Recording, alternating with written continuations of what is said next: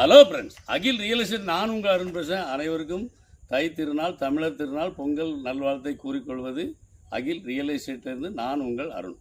இந்த உலகமும் இருக்கக்கூடிய தமிழ் சொந்தங்களுக்கு, என்னுடைய உறவுகளுக்கு என்னுடைய மீண்டும் ஒரு முறை என்னுடைய பொங்கல் நல்வாழ்த்தினை கூறிக்கொள்கின்றேன்.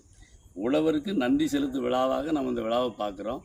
அப்போது விவசாயி விளையக்கூடிய பொருட்களுக்கு விலை அடிப்படை நிர்ணயம் பண்ணணுங்கிற விஷயத்தை நம்ம எல்லோரும் கண்டிப்பாக இந்த திருநாளில் வலியுறுத்தணுங்க. ஒருத்தர் எவ்வளோ கொடுத்தாலும், இலவசமாக கொடுத்தாலும் அவர் அதை வெற்றி பெற முடியாது. அவர் விளையக்கூடிய பொருளுக்கு நல்ல விலை கொடுத்தீங்கன்னா கூட அவர் நல்லா இருப்பார். ஏன் அப்படின்னா, நம்ம இன்றைக்கி அடிப்படை விலை நிர்ணயம் இல்லைங்க. ஒரு போண்டா தயார் பண்ணக்கூடியவர், ஒரு முட்டைகோஸ் தயார் பண்ணக்கூடியவர் கூட இன்றைக்கி டீ கடைக்காரர் கூட விலை நிர்ணயம் பண்ண முடியுது. ஆனால் ஒரு முட்டைகோஸை விளையக்கூடிய விவசாயி தன்னுடைய பொருளை விலை நிர்ணயம் பண்ண முடியுதா? ஒரு கத்திரிக்காய் விலை நிர்ணயம் பண்ண முடியுதா? ஒரு வாழைக்கு விலை நிர்ணயம் பண்ணுறாங்க. வாழை இன்றைக்கி நட்டு நாளைக்கு வரதில்லைங்க. ஒரு வருஷம் ஆகணுங்க.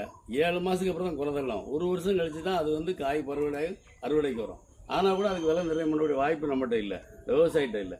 அதே மாதிரி விதவுத்து இன்றைக்கி விவசாயிட்ட இருக்கா? இல்லை. பூரா ஹைப்ரிட் போயாச்சு. இன்றைக்கி பார்த்திங்கன்னா எல்லாருமே இயற்கை வேளாண் தோட்டத்தை நோக்கி இன்றைக்கி படித்த பசங்களாம் வர ஆரம்பிச்சிட்டாங்க. ஏன்னா படிக்காத பண்ணக்கூடிய தொழிலாக இருந்த ஒரு தொழில் இன்றைக்கி படித்தவங்களும் அந்த தொழிலுக்கு வராங்க. ஏன் அப்படின்னா, இதே நிலை ஏற்பட்டால் நம்ம மலட்டுத்தன்மைலாம் வந்துடுங்கிற விஷயம்லாம் எல்லா படித்த பிள்ளைங்களுக்கும் தெரியுது. அதனால தான் இயற்கை வேளாண் தோட்டத்தை நோக்கி வராங்க. அதனால் இந்த திருநாளில் நம்ம எல்லாரும் உழவருக்கு நன்றி செலுத்தும் விழாவாக இதை பார்த்தோம்னா கண்டிப்பாக இதை வலியுறுத்தணுங்க. அரசாங்கம் வலியுறுத்தணும். எல்லோரும் வலியுறுத்துங்க. நானும் உங்களோட சேர்ந்து வலியுறுத்துவேன். அதனால் அனைவருக்கும் மீண்டும் ஒரு முறை என்னுடைய பொங்கல் நல்வாழ்த்தினை கூறிக்கொண்டு அடுத்த வீடியோவில் மீண்டும் அடுத்த உழவர் திருநாளில் நான் உங்களை சந்திக்கிறேன். நன்றி.